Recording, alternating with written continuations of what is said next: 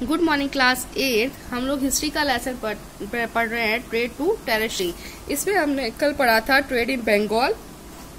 Now today we read trade led to battles, जो है व्यापार से जो किस तरह के बैटल्स हुए थे, किस तरह से स्टार्ट हुआ था through the early 18th century के द्वारा जो संघर्ष प्रारंभ हुआ था कंपनी और बंगाल के नवाब के बीच में, वो और भी बढ़ गया था।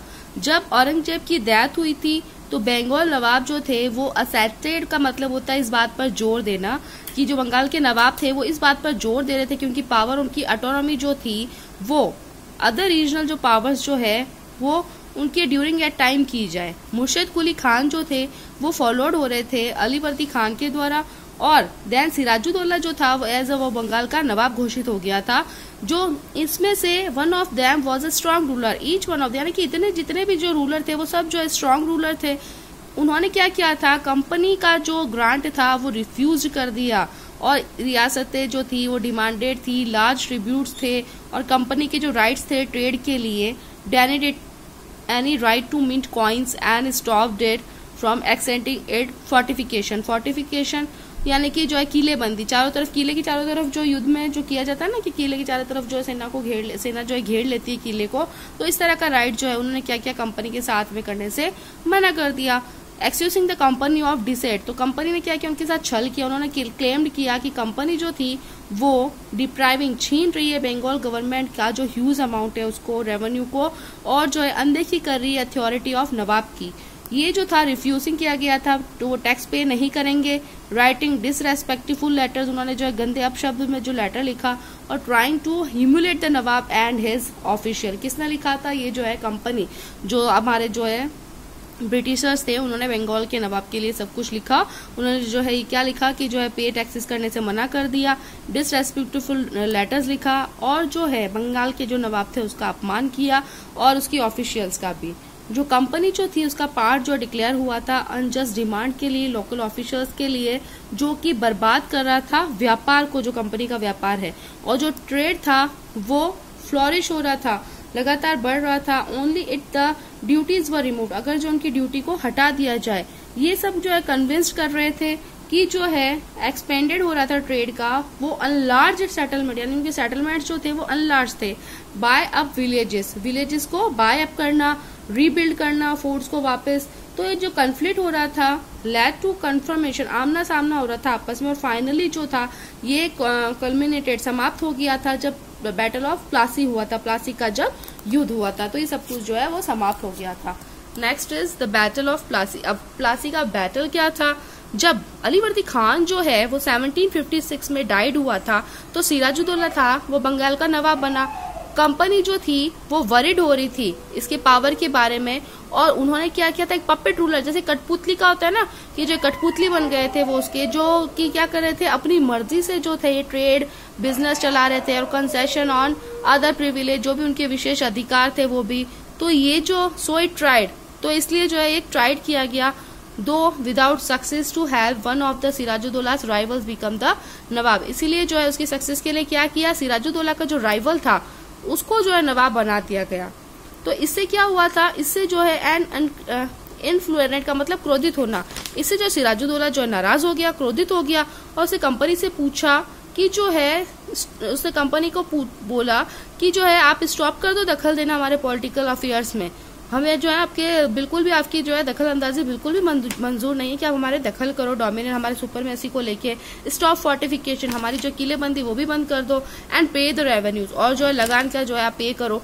आफ्टर नेगोटिबल, तो ये जो समझौता था वो फेल्ड हो गया, और नवाब जो था उसे 30,000 सोल्जर्स के साथ में जो है इंग्लिश फैक्ट्री जो थी कसीम बाजार में, उसने जो है कैप्चर किया कंपनी ऑफिशियल को और लॉक्ड कर दिया वेयर हाउस को, जहां पर जो है सभी तरह के इंग्लिश मैन थे, और ब्लॉकेड इंग्लिश शिप्स, और इंग्लिश जो शिप्स थी उनको भी ब्लॉक्ड कर दिया, उनको रोक दिया। Then he marched to Calcutta to establish control over the companies for there. तब उसके बाद जो है उसने क्या किया, कैलकाटा की तरफ वो गया, उसने अपना जो है कंपनी का जो कंट्रोल जो था वो अपने हाथ में स्थापित कर लिया था, और वहां पर कंपनी का फोर्ट कर दिया था, यानी कंपनी का जो है फोर्ट स्थापित कर दिया था। जब ये जो न्यूज थी वो कि कैलकाटा का जो है फॉल हो गया या वो नीचे गिरता चला गया, कंपनी ऑफिशियल ने मद्रास सेंड किया फोर्सेस को, किसके कमांड में, रॉबर्ट क्लाइव के कमांड में, reinforced by naval fleets, reinforced जो है नवल फ्लीट्स के द्वारा जो लागू की गई, प्रोंगलिंड negotiation with the Nawab followed, जो प्रोंगलिंड थे यात्री या कुछ भी कह दीजिए, वो नवाब के द्वारा जो है फॉलो की गई। फाइनली जो है 1757 में रॉबर्ट क्लाइव जो थे उन्होंने कंपनी की आर्मी जो है सिराजुद्दौला के अगेंस्ट जो है प्लासी भेजी। जो उसमें से मेन रीजन था वो क्या था, the defeat of the nawab was that the forces lead by Mir Jafar, जो डिफीट हो गया था नवाब का वो किसके द्वारा, जो लीड कर रहा था Mir Jafar, one of the Sirajuddaulah's commander, जो सिराजुद्दौला का कमांडर था। नेवर फॉट द बैटल, उसने जो है बैटल जो है वो कभी नहीं लड़ा। क्लाइव जो है उसने मैनेज किया था secure his support by promising to make him nawab after crushing Sirajuddaulah. Clive ने मैनेज किया था एक सिक्योर सपोर्ट और उसने प्रॉमिस किया था नवाब को कि वो जो है सिराजुद्दौला को क्रशिंग कुचल देगा। तो जो ये बैटल था प्लासी का वो बहुत फेमस हो गया था क्योंकि ये जो था मेजर विक्ट्री थी कंपनी की जो इंडिया में उन्होंने वन किया था या जीता था। Next is still India company as diwan. जब बैटल प्लासी का वो हार गए थे तो सिराजुद्दौला ने क्या किया, उसने हत्या कर दी मीर जाफर की और मीर जाफर जो था वो बंगाल का नवाब बन गया। कंपनी जो थी वो स्टिल अनविलिंग हो रही थी क्योंकि वो जो रेस्पॉन्सिबिलिटी थी एडमिनिस्ट्रेशन की उनके ऊपर। तो जो प्राइम ऑब्जेक्टिव था वो था एक्सपेंशन ऑफ ट्रेड को बढ़ाना, व्यापार को बढ़ाना। अगर if this could be done without conquest, अगर ये जो था बिना लड़ाई के बिना संघर्ष के होता तो through the help of local rulers, तो जो है किसकी हेल्प ली जाती थी, लोकल रूलर्स की, who were willing to grant privilege, जो क्या कर रहे थे अपने जो अधिकारों का संघर्ष कर रहे थे। Then territories need not to be taken over directly, तब जो है टेरिटोरी क्षेत्रों की जरूरत जो है किसी को भी महसूस नहीं होती। सून द कंपनी, जल्दी ही कंपनी ने जो डिस्कवर किया ना केवल बल्कि ये कि जो है उन्होंने एक जो पपेट बन गया था नवाब, पपेट कठपुतली की तरह जो नवाब बन गया था वो हमेशा के उसके लिए हेल्पफुल रहते थे कंपनी के लिए, वो चाहते भी थे कि वो सब कुछ उसके साथ हो। इन सब के बाद में after all They had to maintain a basic appearance of dignity. इसके बाद उन्होंने क्या किया, एक बेसिक अपीयरेंस किया था अपने गौरव के लिए, डिग्निटी के लिए, सोवर्निटी संप्रभुता के लिए, अगर वो चाहते रेस्पेक्ट करने के लिए उनकी सब्जेक्ट का, जितने भी लोगों का। जब मीर जाफर जो था वो प्रोटेस्टेड हुआ, सुरक्षित हुआ, तो कंपनी जो थी उसने डिपॉजिट किया था उसको और इंस्टॉल किया था मीर कासिम को उस प्लेस पर। जब मीर कासिम जो है उसने कंप्लेंट की थी कि जो है his son was defeated in a battle fought at Buxar, जब मीर कासिम ने कंप्लेन की थी कि जो है वो टर्न कर रहा है और डिफीटेड हो रहा है इस बैटल फॉर्ट एंड बक्सर में, तो driven out of Bengal and Mir Jafar was reinstall. तो उसके बाद में क्या किया उन्होंने, जो है बंगाल में से उसको बाहर निकाला और जो है मीर जाफर को क्या किया, वापस उस गद्दी पर बैठा दिया। नवाब जो था उसको पे करना पड़ता था 5 lakh every month, but the company wanted more money to finance its war. लेकिन जो कंपनी जो थी वो और ज्यादा पैसे चाहती थी ताकि जो है वॉर से काम आ सके, और जो व्यापार की जो डिमांड हो रही थी और दूसरे एक्सपेंस, दूसरे खर्चों की जो डिमांड हो रही थी, वे चाहते थे कि बहुत सारे प्रदेश और बहुत सारा जो रेवेन्यू लगे। बट इस टाइम मीर जाफर जो था वो डाइड हो गया था 1765 में, और जो कंपनी का जो मूड था वो चेंज हो गया। जब फेल्ड हो गए थे वो अपने इस पपेट नवाब में, तो क्लाइव ने डिक्लेयर किया we must indeed become nawab ourselves, अब जरूरत है कि हम ही जो है नवाब बन जाए।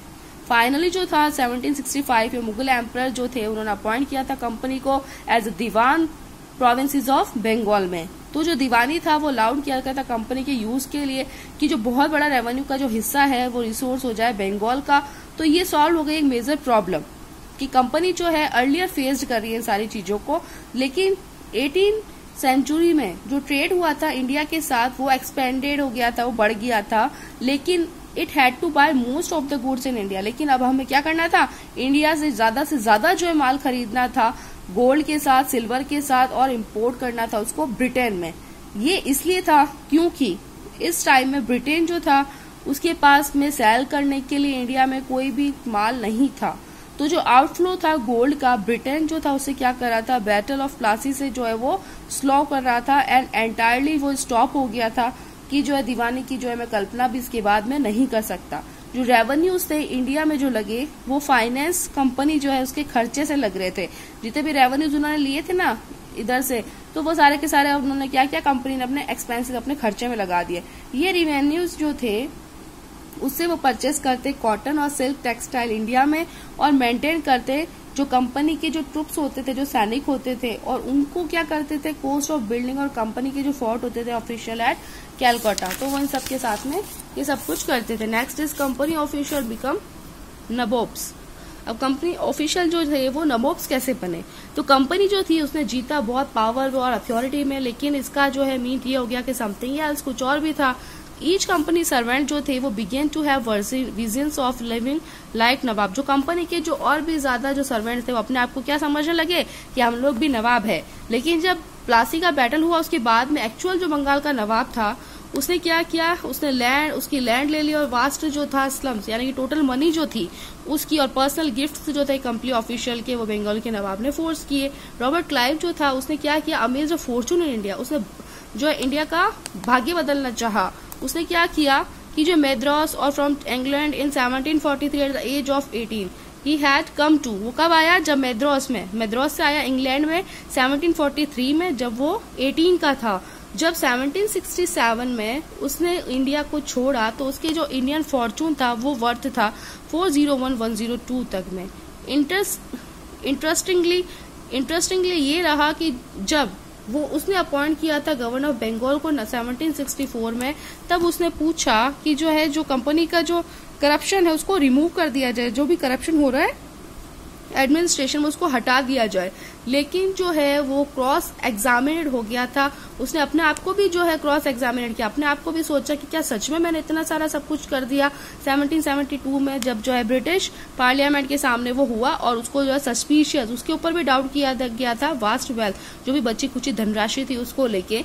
Although he was acquitted, he committed suicide in 1774। तो इन सब चीजों की वजह से उसने सुसाइड कर लिया था 1774 में। तो आज हम इतना ही पढ़ेंगे, कल हम लोग इससे आगे पढ़ेंगे। Okay, now thank you.